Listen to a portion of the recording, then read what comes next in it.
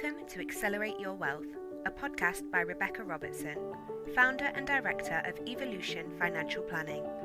This series, we're focusing on female financial independence, looking towards a stronger financial future. Be sure to let us know your thoughts on the show, and please do connect with us on Facebook, LinkedIn or Instagram, or head over to www.rebeccarobertson.co.uk. Hi, and welcome to today's session. And this week and next week, I'm going to be talking to you a little bit about business around networking. And today's show is called Your Network is Your Net Worth. So this is actually a quote from Tim Saunders. And he's wrote a book on this, which is available on Amazon. And there's also another lady called Porter Gale who wrote about this. I haven't personally read their books. It's just a very well-known quote. And I just want to talk a little bit around the context of what this quote means. So network, without stating the obvious, are your network of people. So originally when we're kids, it's around, who's on your Snapchat, not when I was a kid, but nowadays, and your friends and your family. And then you go to work and you work in an employed environment, and your network becomes those around you. So quite often you hear about jobs a little bit sooner because of a friend, someone in your colleague at work. You may have heard like an opportunity that's coming open. You might be interested in it. You can go and speak to somebody and they can connect you with the right person, and someone in HR will talk you through what the job might look like. So it gives you leverage by having this network. And that can expand into higher levels of corporate careers. And then those as business owners, very similar, but your network becomes that much more expanded because it's not just your friends and family and colleagues within your own team or close buddies that are business buddies. It's that wider social media as well now, which makes it that much more complicated. There's some really bad practices that are out there to get business these days, DMing people on Facebook and LinkedIn and trying to get business in such a way. And it's not really how to influence people. And I'll talk a little bit more about influence in a second. So your network are basically your expanded people that you know and who they know. And there is a quote actually, and I forget it off the top of my head, but it's around you're 7 steps away from knowing anybody in the world. So that's sort of the rule. I think might have been Anthony Robbins that came up with it, Tony Robbins that came up with it. But you will know somebody that will know somebody. So 7 times that would know Tom Cruise, for example. So if you're looking to grow your business, to expand your network, to get more opportunities, then your network can create great leverage and thus create a pay rise or more opportunities in business, which means then you get a contract that you didn't get, or you get a really good deal because someone's helped you out and you've then saved money. You get recommended to somebody that's a great asset and they come and work in your team. It's not always not necessarily strict monetary value. It can sometimes be leverage that creates opportunity, right? And I'm reading a book at the moment, which I'm halfway through. It's been quite good as I'm on the running machine, or I walk faster at an incline. I wouldn't say I'm a runner. And she talks an awful lot about this. Her name is Bethany Frankel, and it's called Business is Personal. The truth about what it takes to be successful while staying true to yourself. So the whole way through this book, we're in chapter 5 now, she's talked about leverage and connecting with the right people. And she's talked about how she's got to where she is by blood, sweat and tears. She's worked very hard, and I don't necessarily condone that mentality, but actually it was quite strategic. She positioned herself to be in the right room with the right people, asking the right questions, and that's what I like, that message around it's all about who you know, and that does definitely come into account.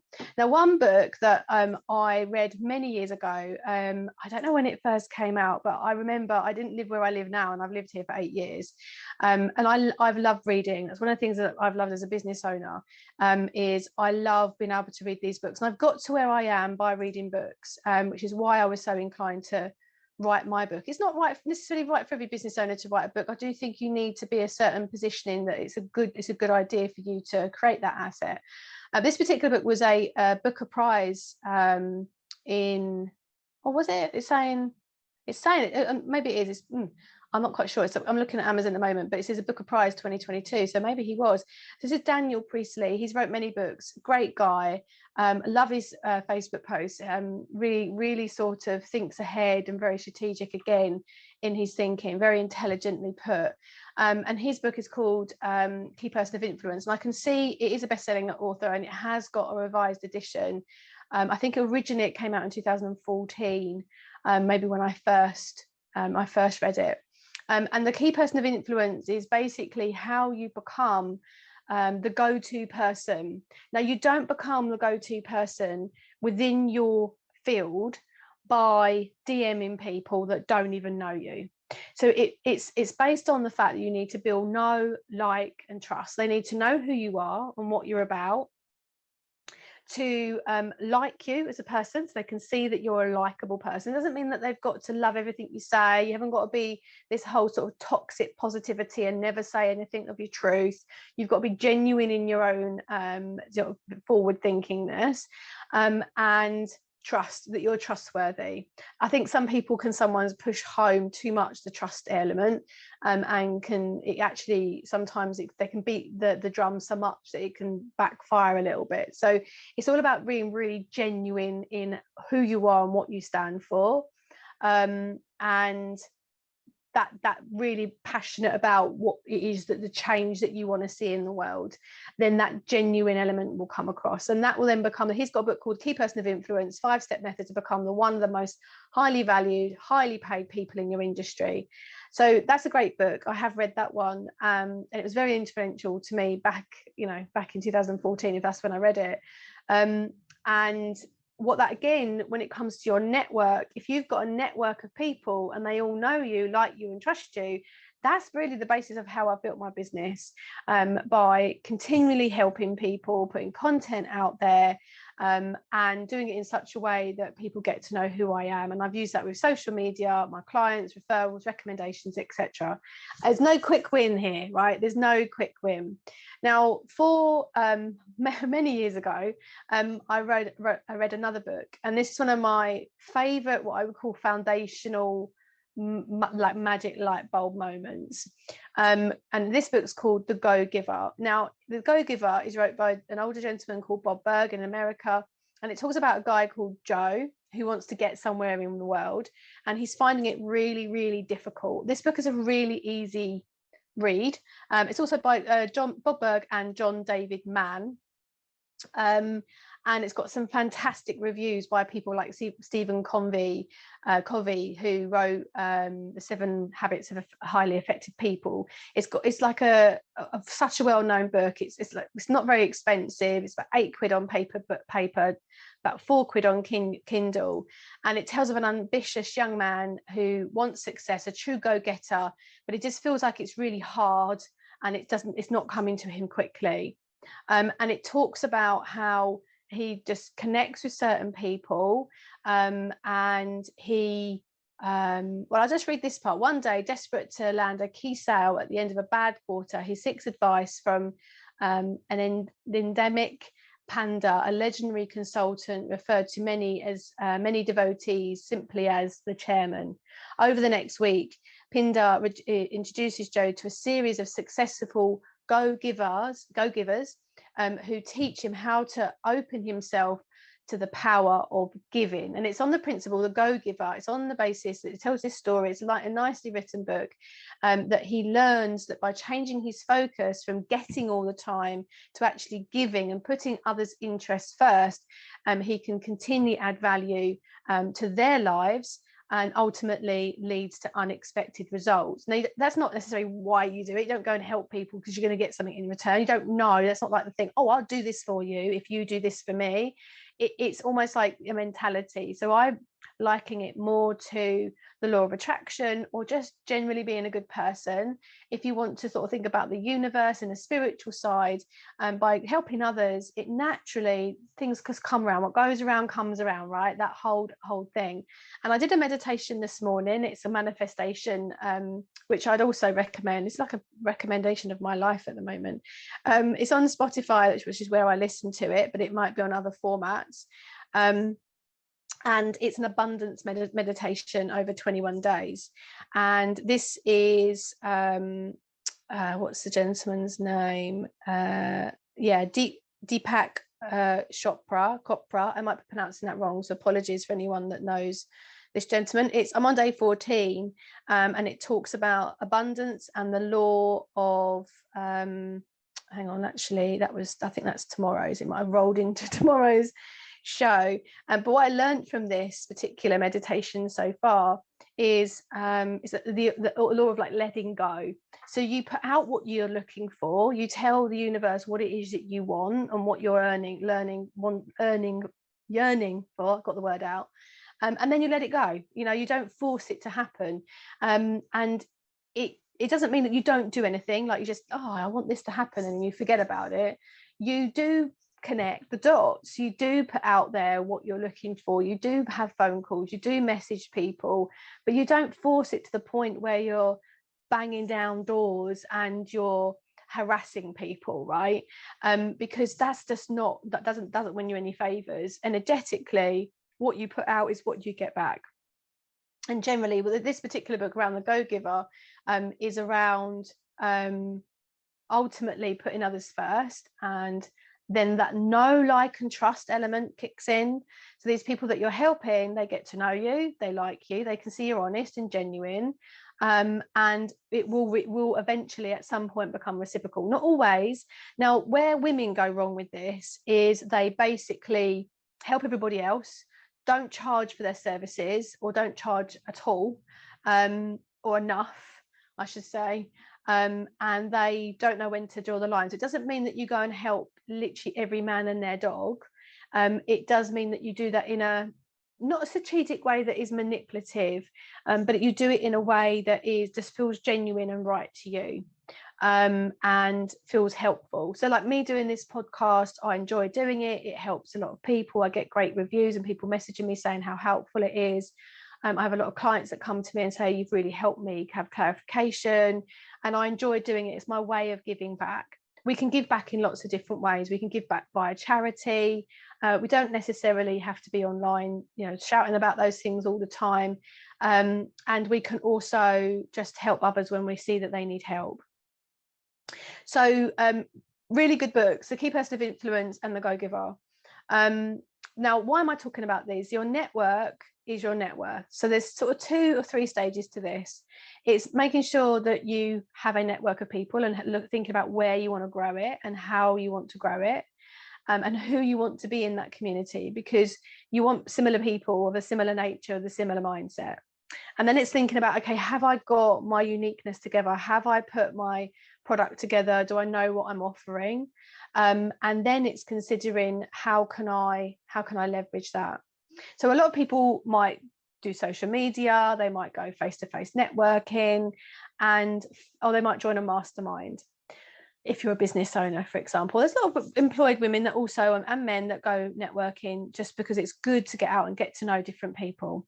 But it's more well known certainly before COVID, there was a lot of face-to-face networking. Now, my issue with it is my networking that was local to me, and I used to run a networking group. So I'm talking very much from experience. I ran a non-profit women in business networking group for 5 years.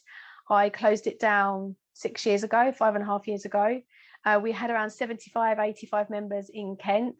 And when I had my second child, my oldest was about 8 and obviously had a newborn baby. And I just wasn't able to run my own business, look after my clients and my family, and run the non-profit. So I asked the community of ladies that were hosts if they wanted to take over. And a lot of people just realised how much work was involved and they decided they didn't want to. That's fine, no worries. So that got closed down. Now, what I found, however, when I then went to look for networking groups of my own, it was lovely having the connections and the support, especially if you've got having a bad day or there was a problem or you needed some help with something. Fantastic. Getting out of the office, meeting new people, loved it. But what I found with local networking is that I'd been in business at that point, 6 years, 7 years, then COVID happened. We stopped doing face-to-face networking. I've been in business now over 10 years. You sort of, you end up meeting people at local networking. I found that maybe just starting out or been in business a few years. So what I decided to do is decided to join a mastermind. But what I found in the networking scenario, in either basis, whether it's in a mastermind networking or a traditional face-to-face or online networking, is that there was a real lack of real connection. And what I mean by that is that you really wouldn't get to know the person's real business and figure out how you can help them. And the go-giver mentality was more of a case of shoving business cards in people's faces, which is not really conducive to business. And so I really believe in, when you're networking, is being with a group of people that all have the best interest and they put other people's interests first, and the rest will then come along with it. Now, the issue I had with masterminds is I met some amazing people, but actually half of them I didn't even know what they did. And that's one of the things, that people commit to even higher price premium products, but they're actually not getting the value that they should, and they're really missing a really key element of why we're doing a mastermind. Often it ends up becoming about the person that's running the mastermind and little about actually what the outcome of what the individual community needs are in terms of connecting the dots. Now we've had COVID. My dog's come in to say hello to me. Hello. She's very old and can hardly hear. She's crazy. And then COVID happened, and when we've sort of started to get back into getting to know people again, it's a case of we're really choosy about where we spend our time and how we spend our time, but we're all craving that real connection, because the online environment has created something of that DMing people you don't know, communities and groups in Facebook groups where you're just, there's loads of posts and knowing, oh, where who has dogs type of and everyone comments about, I've got a dog. It's not how I want to spend my time. I really want real true connection with people, so that we can all help and support each other, and really letting go of the BS that's around running a business, because it can feel incredibly lonely at times, and learning from others that have made the mistakes and have done the right things and the wrong things and can share that experience. So for all of those reasons, I started, it's come up to 2.5 months, about 2 months ago, I started my own networking group called the Alliance Collective. And the reason I started that was for all the above reasons. I wanted something that was cost effective for anybody, whatever stage of their business they were at. I wanted something that was universal, so it didn't matter what kind of business you had, whether it was a product or if it was a service base, if it was online or offline. If you had a business for a long time but you hadn't done online before, or hadn't even thought about it, for anyone from any walk of life, just a real community of business women. So I started putting some feelers out, and we have a small group of women that have been running this group for the last few months, and it's been incredible. I've really enjoyed the meetings that we've had, the connections that we've had, and the way that we've been able to help each other in business. So I'd like to tell you a little bit about that group and a little about what's on offer. We're starting back at opening again. So if you're something you're interested in joining, then I will share the link below, and you can go in and have a call with me. It's just a 10-15 minute call just to make sure it's the right step for you. The reason I don't just go and buy here, join, is because it's really important for me that it's right for you as it is for us. And it doesn't matter what stage you're at. It's all about the mentality and the focus around of helping and supporting each other, which I found through 1 or 2 conversations that doesn't work for everybody. So if you're somebody that has really found networking quite difficult over the years because people are just sort of trying to sell you stuff, then that's not what we're about. If that's something that you want to do and that you're just in it for yourself, then we're not for you. We have a monthly call, which is a mastermind call, and everyone goes around the table talking about what they've got coming up and the issues that they've got, and then we all share ideas. One lady the other day came in bits. She wasn't even going to come on the call. By the end of it, she sorted out the problem and she had a plan of action how she was going to resolve it. Another lady asked her what seemed like a very simple question to her, and she got a whole new business strategy out of it. So it really is an awesome opportunity to share and support each other in thinking bigger and daring to have a bigger vision. We also have what's called a pod call once a month. Now, the pod call is all about helping and supporting each other on who and how we can help them connect. So is it that you need, I don't know, a gynecologist? Someone might have one. Do you need a new accountant? Someone might recommend one. Or it might be that, okay, I really want to speak to singers because I'm looking for a singer to speak at a wedding that I'm organising. I know a load of singers. Or it might be as simple as my ideal client is accountants, or my ideal clients are online business owners. I'd love to interview some from my podcast. Who do you know? Now, it doesn't always result in business. It's about leveraging the network of people in the community to allow you to create a better overall business strategy. But on occasion, it does lead to direct business because of that know, like, and trust. We also have meetups. So once a quarter, we have a nice meetup. So that might be a dinner around Christmas time and a spa day at the end of September. And what else do we have? We have coffee meetups. So we also meet up for coffee in central London, which is just like a brunch type of tea and coffee, very relaxed, and have some just to really get to know each other. And we talk about business from all different genres. So if that sounds of interest to you, I will share the link below. Go and have a little check out.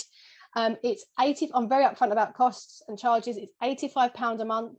The reason it's not cheap and cheerful and a low premium price is because I generally find that if you price it right, then the right people will come. And I really want people who are able to have the time to put into it, which is 2 meetings a month, basically online.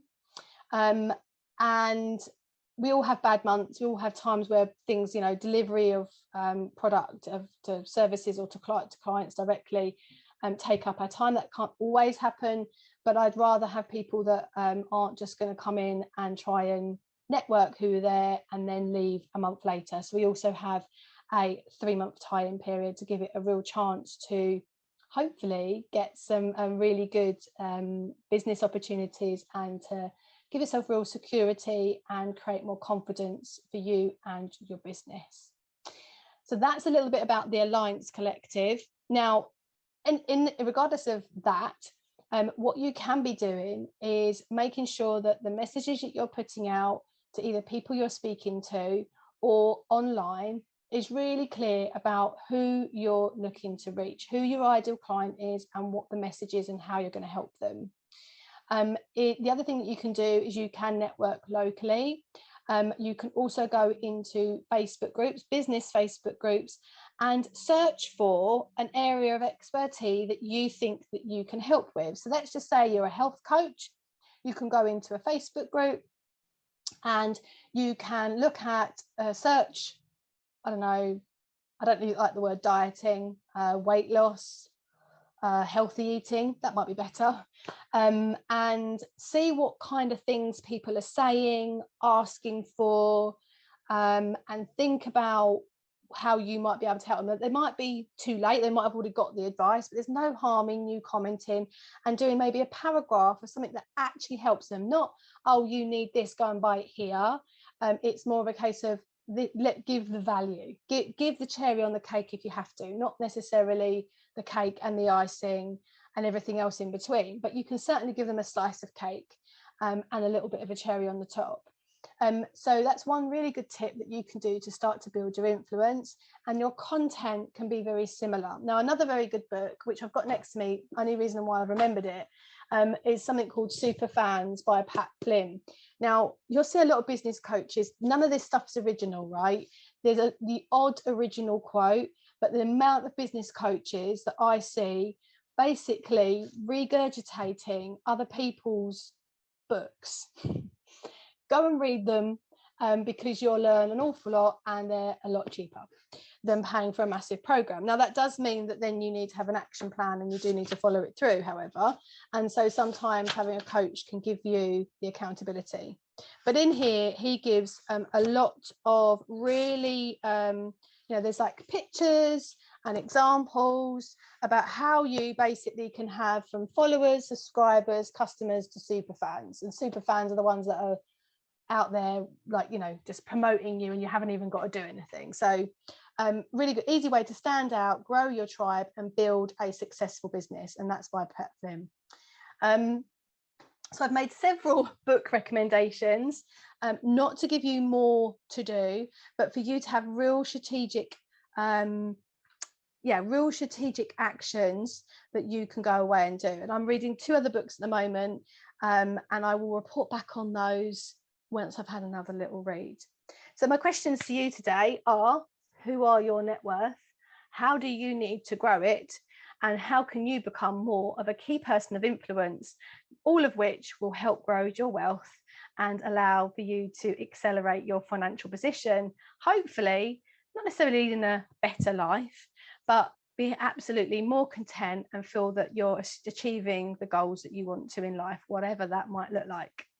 Sending you lots of love, and do book in a call if you'd like to chat about the Alliance Collective. I would love to speak to you about that. Take care. Thank you for joining us on today's episode of Accelerate Your Wealth. For further help or to connect with Rebecca directly, please head over to the website www.rebeccarobertson.co.uk, where you can find further information on our planner, book, and how to further maximise your wealth.